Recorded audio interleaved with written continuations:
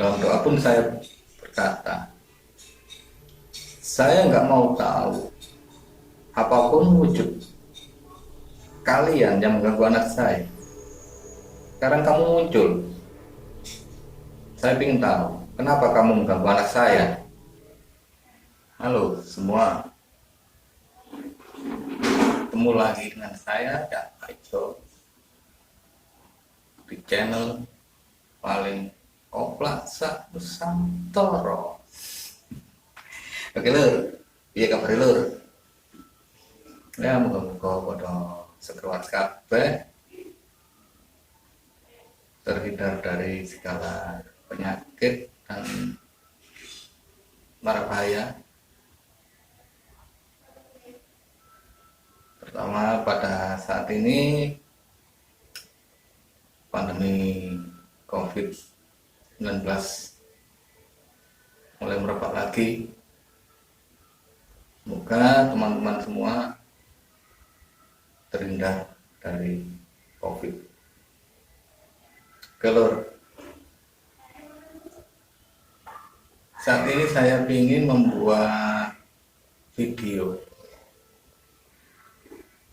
yang berbeda dengan video-video saya yang sebelumnya.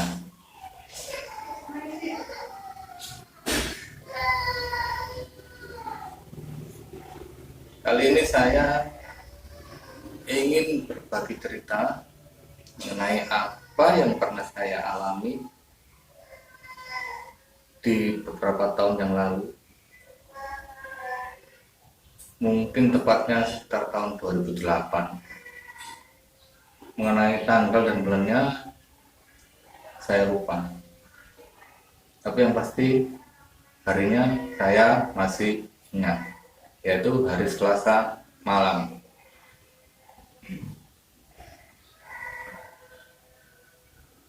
Dan pada kali ini saya ingin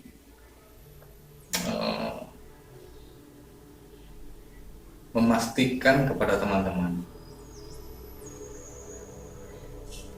bahwa sesuatu hal di luar nalar kita itu ada, dalam artian tanda kutip, makhluk astral. Dan hal ini yang saya alami di tahun 2008.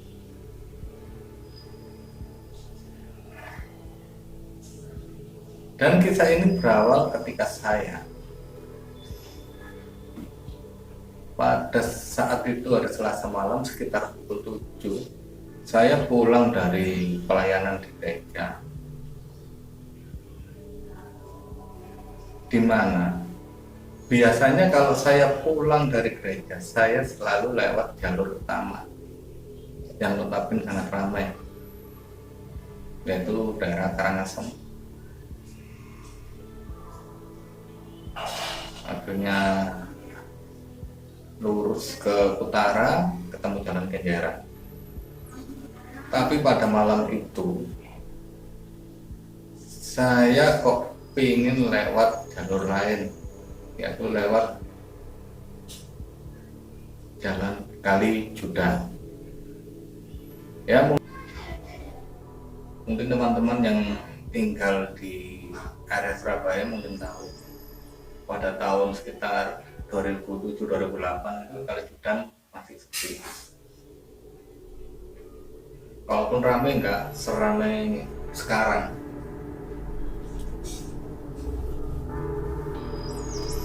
Jadi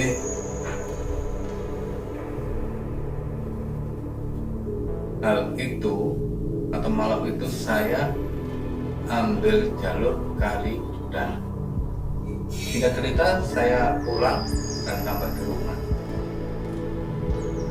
Pada perjalanan pulang pun nggak ada sesuatu yang ganjil. Begitupun ketika saya sampai di rumah, semua dalam kondisi normal, tanpa ada sesuatu yang ganjal atau yang mengganggu. Cerita saya masuk rumah, saya melihat istri dan anak saya berada di ruang tamu. dan saya lihat anak saya sudah pulas dengan beralaskan karpet dan kasur kayu. Memang pada saat itu anak saya masih umur belum sampai 1 tahun. Saya lupa umur anak saya berapa waktu itu. Tapi ketika saya lihat anak saya tidur pulas, saya senang. Karena kadang anak saya rewel. Ya cerita, saya ganti baju, cuci tangan, cuci kaki, cuci muka. Lalu saya kumpul sama saya di ruang belakang TV, kami berdua ngobrol ngalor itu. Saya lupa apa yang saya obrolkan pada waktu itu. Yang pasti pada saat itu nggak ada gejala-gejala yang membuat sesuatu hal yang negatif. Akhirnya singkat cerita, waktu menunjukkan pukul 9 malam dan tiba-tiba anak saya menangis.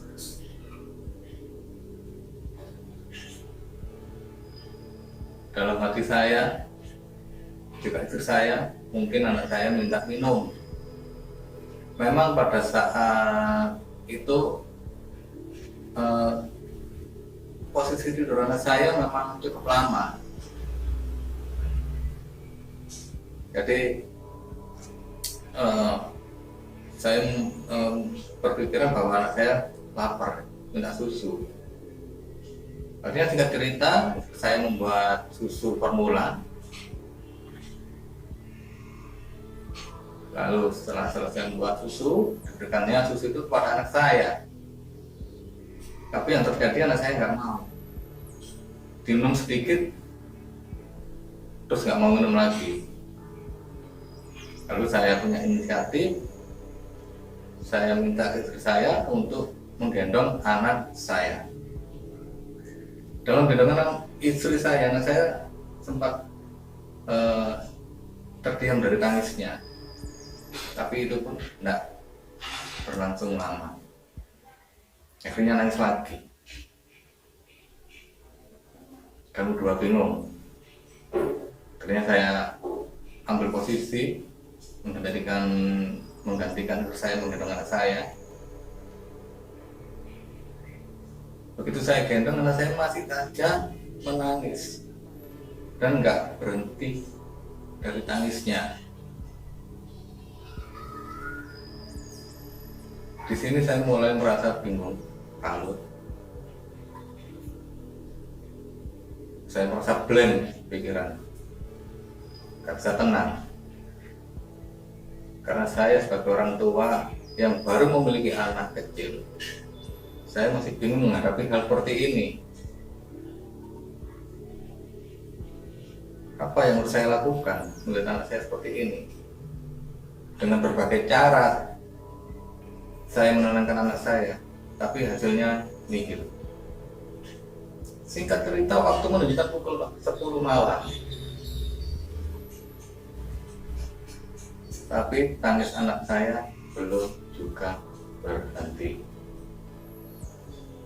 Dan semakin menjadi-jadi tangisnya.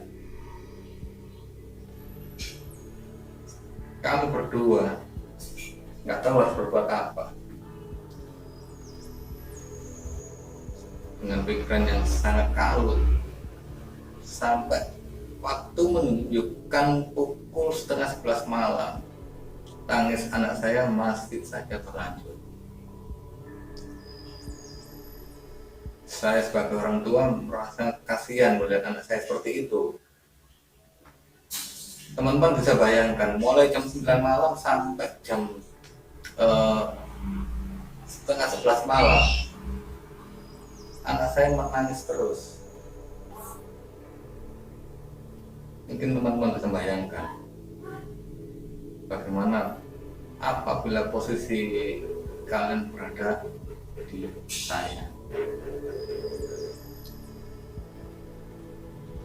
Dengan tidak memiliki kemampuan apapun, menghadapi situasi seperti ini. Akhirnya waktu menunjukkan pukul 11 malam, anak saya masih saja menangis. Tapi di sini saya mulai berusaha menenangkan diri. Akhirnya pada saat itu saya mulai bisa berpikir tenang. Saya mulai bisa mengontrol kepanikan saya. Meskipun saya melihat diri saya masih merasa bingung apa yang harus diperbuatnya. Dan di sini, di saat saya mulai agak tenang, saya teringat dengan pesan teman saya yang kebetulan adalah teman satu gereja saya. Dulu dia pernah berpesan kepada saya karena teman saya tahu bahwa anak saya adalah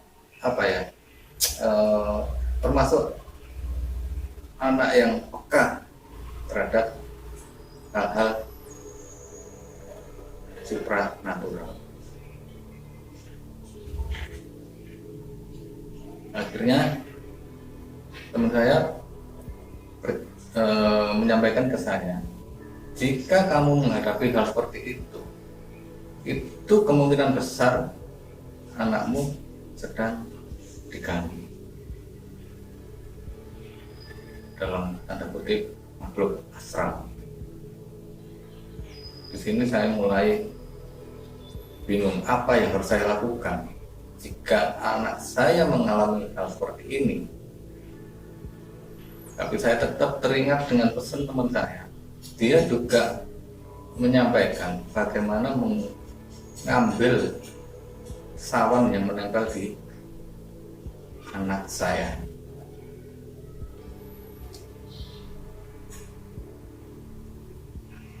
Dan teman saya memberi tahu saya bagaimana caranya mengambilnya.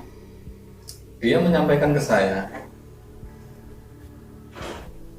coba kamu raba posisi anak kamu, mulai dari kepala, bagian depan sampai ke kaki, tangan, kanan kiri, leher, perut, semua bagian depan.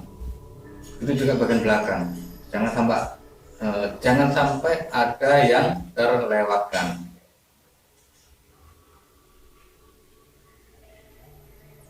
Di situ juga teman saya menyampaikan, jika pada saat kamu menyentuh atau meraba tubuh anak kamu, dimanapun posisi yang kamu sentuh, jika anakmu mengalami kejutan atau jingkat, dalam arti bahasa Jawa jingkat, maka di situ adalah tempat di mana anak kamu diganggu. Singkat cerita, saya pun mencoba atau mempraktekkan apa yang disarankan teman saya. Akhirnya saya raba mulai dari kepala sampai kaki. Dan teman-teman perlu ketahui, rabaan yang saya lakukan tidak ada tekanan sama sekali. Saya hanya meraba, bukan ditekan.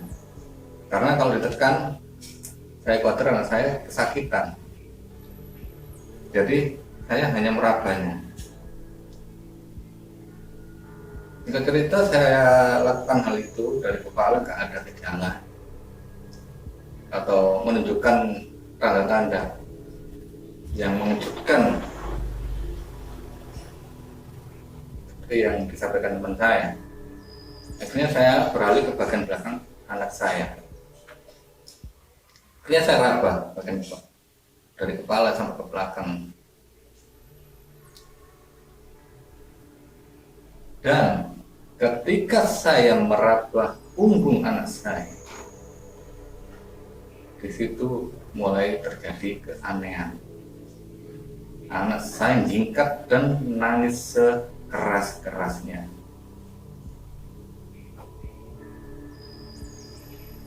Dan di situ saya mulai paham, ini tempatnya.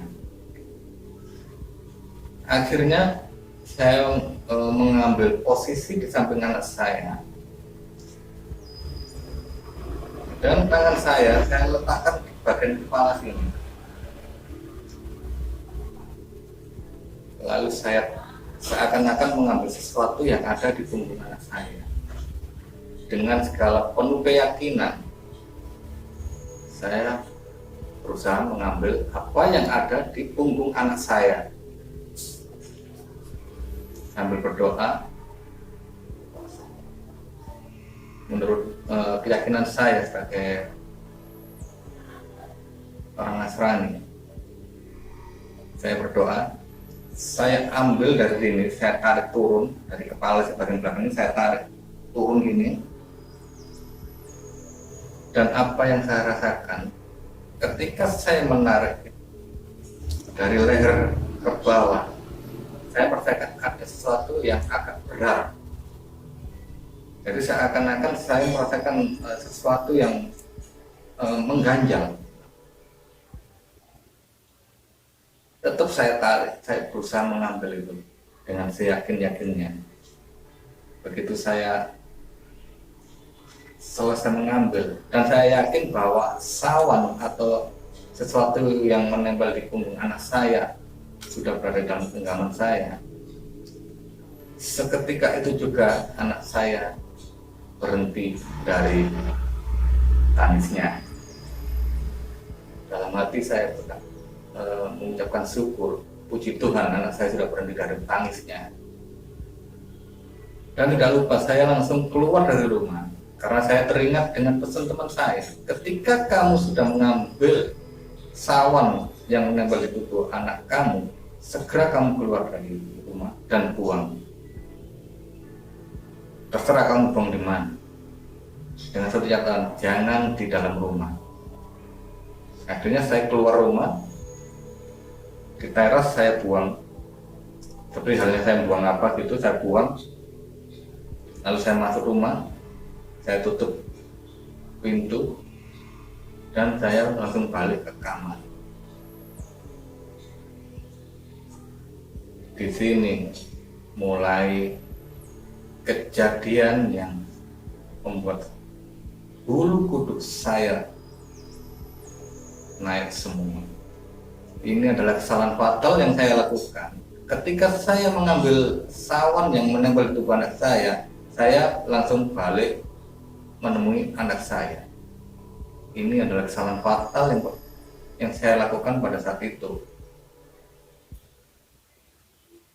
Saya lupa dengan pesan teman saya, kalau sudah kamu buang, kamu jangan langsung menemui anakmu. Usahakan kamu cuci tangan, cuci kaki, cuci muka, baru kamu balik menemani anakmu tidur. Nah, pada saat itu saya lupa dengan apa yang disampaikan teman saya. Saya langsung balik ke kamar. Saya menemui istri saya dan saya melihat anak saya tertidur pulas. Dan tiba-tiba apa yang saya rasakan ketika saya baru duduk di tempat tidur, saya merasakan angin yang ada di dalam ruangan kamar saya itu sangat kencang sekali. Di sini saya mulai merinding. Ini yang namanya leher ini mulai ngangkat semua bulu kuduk, rasa kaku leher. Kalau di sini saya tidak berani menyampaikan ke istri saya kalau kondisi kamar kayak gini. Saya tetap diam. Saya khawatir istri saya bingung lagi, kalut. Akhirnya saya diam. Dan angin itu semakin kencang. Seakan-akan posisi saya pada saat itu berada di tengah sawah dengan angin yang keras, yang kencang. Dan saya merasakan angin berputar di dalam ruangan kamar saya. Dan itu saya rasakan angin berputar sekali. Saya yang diam sambil membatin, semoga tidak terjadi apa-apa. Tapi ternyata istri saya nanya ke saya, "Pak, kok rasanya kamar kita anginnya kencang sekali?" Saya kaget mendengar ucapan istri saya seperti itu. Ternyata dia juga merasakan itu. Ya, saya juga merasakan hal seperti itu. Anginnya sangat kencang sekali.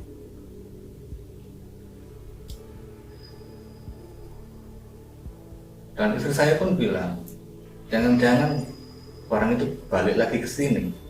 Yang dimaksud istri saya adalah makhluk astral yang mengganggu anak saya tadi.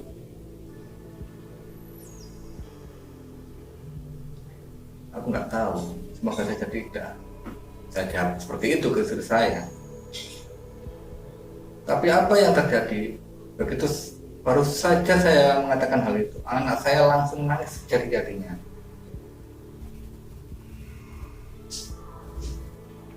Dan akhirnya saya ambil posisi seperti semula waktu saya mengambil sawan yang ada di punggung anak saya. Lalu saya buang ke teras lagi. Lalu saya tutup, saya cuci. Saya langsung ke kamar mandi, cuci tangan dan cuci kaki, cuci muka. Ketika saya balik ke kamar, saya melihat anak saya sudah tertidur. Dan di sini saya katakan ke istri saya, sekarang kamu tidur, tapi jangan lupa untuk berdoa agar gangguan itu tidak balik lagi. Istriku pun mengiyakan, dan dia juga menyuruh saya untuk tidur. Tapi saya katakan tidak, saya ingin begadang. Saya ingin tahu siapa yang mengganggu anak saya. Singkat cerita, saya pun mengambil posisi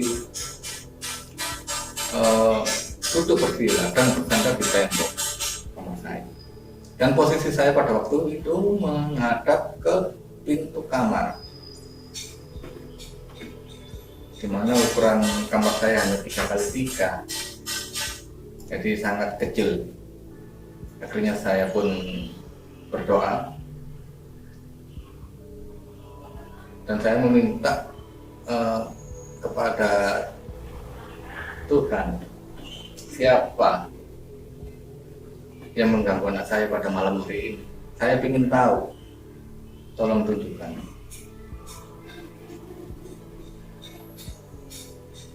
Dalam doa pun saya berkata, saya nggak mau tahu apapun wujud kalian yang mengganggu anak saya. Sekarang kamu muncul, saya ingin tahu kenapa kamu mengganggu anak saya. Singkat cerita, belum lama saya berdoa, dan pada saat itu saya posisi berdoa adalah posisi menunduk. Jadi posisi saya menunduk seperti ini. Secara nggak sadar saya mengangkat kepala saya seperti ini, dan begitu saya melihat ke depan,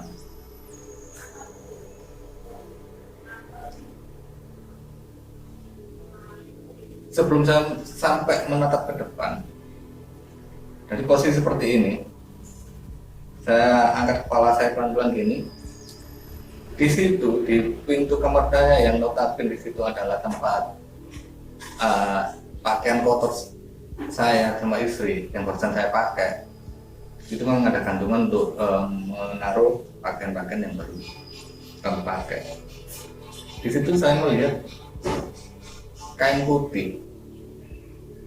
Dari bawah saya lihat kain putih. Di sini saya mulai bertanya. Setahu saya, istri saya tidak memiliki daster yang warna putih polos. Kalaupun ada, dasternya warna putih tapi ada kembang-kembang warna biru. Akhirnya saya coba untuk lihat lagi ke atas. Di sini mulai ada keganjalan, ada sesuatu yang ganjil. Ketika saya lihat ke atas ini, saya lihat lagi ini, di bagian sini ada ikatan tali di bagian. Di sini saya mulai merasa merasakan sesuatu yang aneh. Ini jelas bukan baju atau daster istri saya. Dan saya tetap melanjutkan, saya ingin tahu siapa dia, siapa yang ada di sana. Begitu sampai saya lihat ke depan sini, ke depan seperti ini, saya sedikit kaget. Apa yang saya lihat di depan saya, yang dengan jarak yang begitu dekat,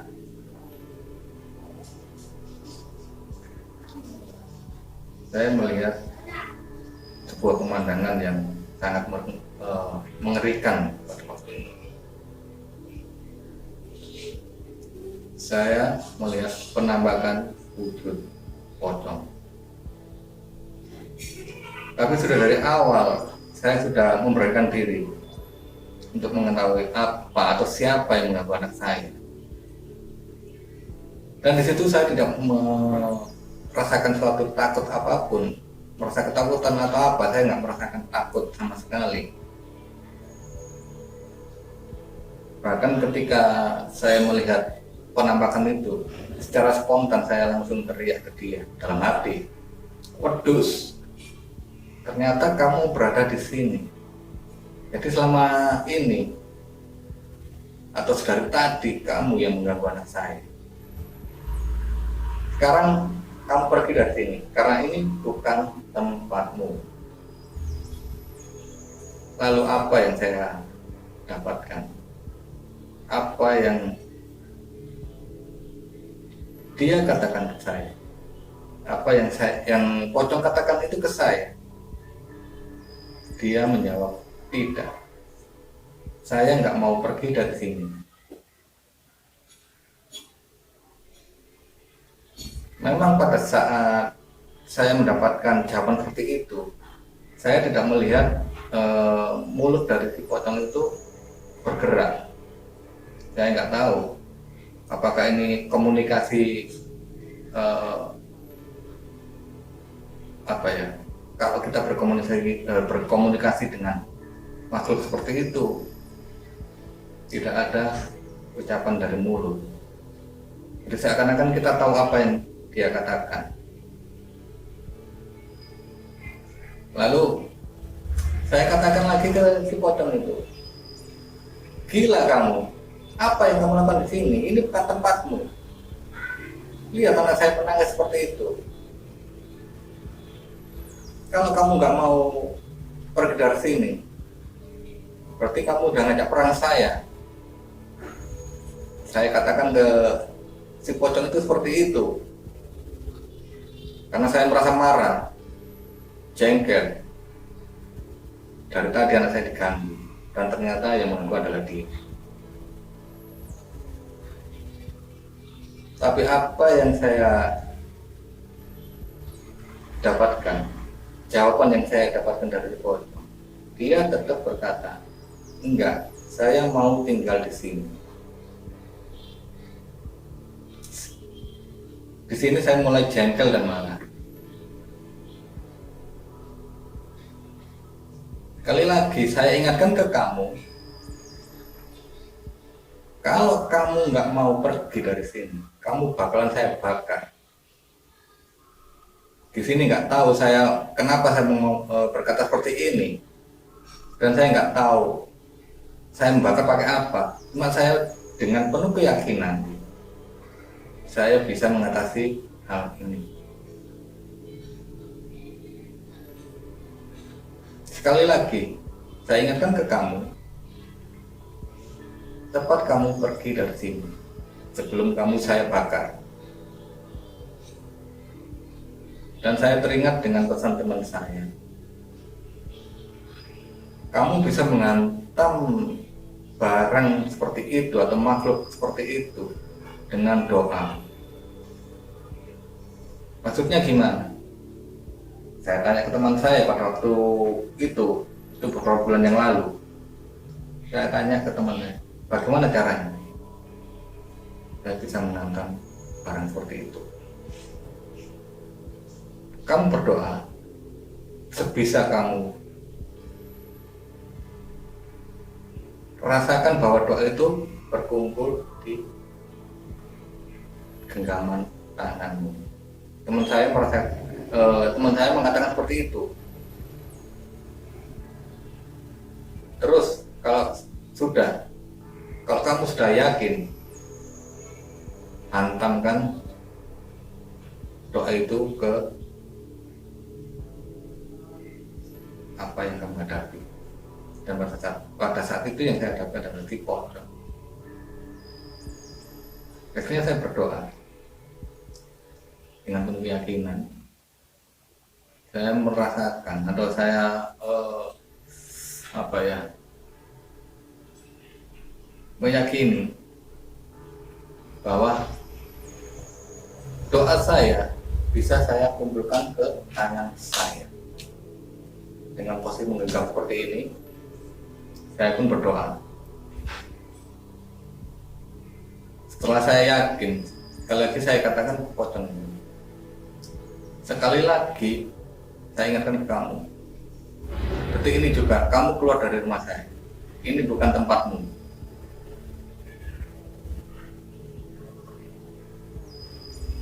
Lalu saya menunggu jawaban si pocong itu.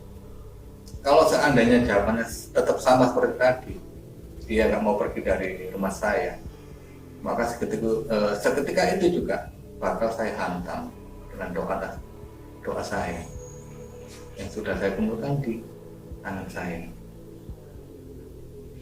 Tapi apa yang terjadi? Sebelum saya memukul si pocong itu,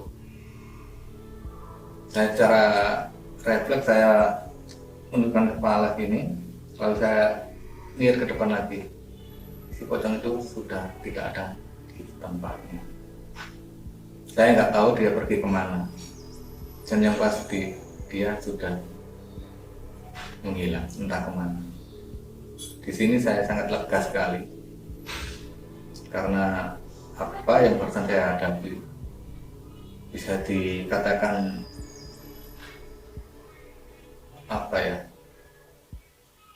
mencekam, karena baru pertama kali ini saya menghadapi hal semacam itu, dan itu pun dengan jarak yang sangat dekat sekali dalam ruangan yang hanya 3x3 dengan muka pocong yang begitu keriput di wajahnya, hitam keriput, itu sini keriput sangat mengerikan, dengan mata melotot ke saya dan hidung ditutup kapas. Tapi yang aneh di sini, saya kalau melihat di video-video yang ada di YouTube, banyak sekali yang beredar di internet, di YouTube, pocong itu terikat semua dari kepala, leher, pokoknya wujud itu sampai kaki terikat, ada ikatan benangnya itu. Benang atau apa itu saya nggak tahu. Dan di situ apa yang saya lihat, pocong itu di bagian bawah tidak terikat. Jadi dari kaki tidak terikat, tapi yang bagian kaki ke atas terikat semua. Saya nggak tahu kenapa seperti itu. Tapi saya nggak mau berpikir lama lagi mengenai hal itu. Tapi tetap saja pengalaman ini nggak bakal terlupa dalam hidup saya, karena ini adalah pengalaman pertama saya menghadapi hal semacam itu.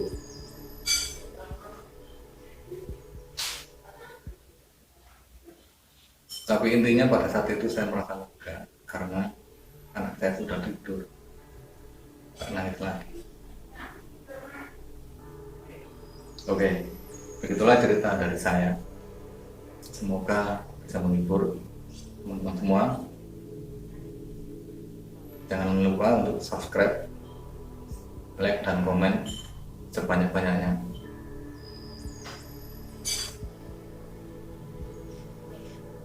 dan tekan tombol lonceng. Oke. Jangan.